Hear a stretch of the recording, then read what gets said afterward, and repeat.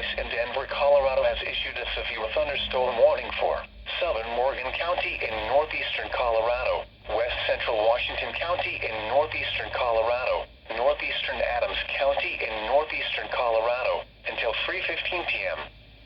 At 2:47 p.m. Mountain Daylight Time, a severe thunderstorm was located 5 miles northeast of Wiggins, or 9 miles west of Fort Morgan, moving southeast at 40 miles an hour.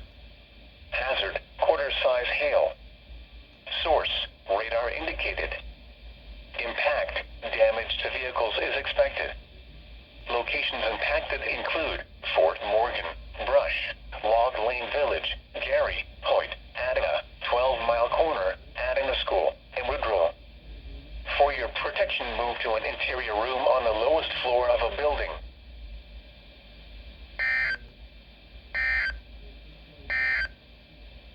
The severe thunderstorm warning for south central Weld County is canceled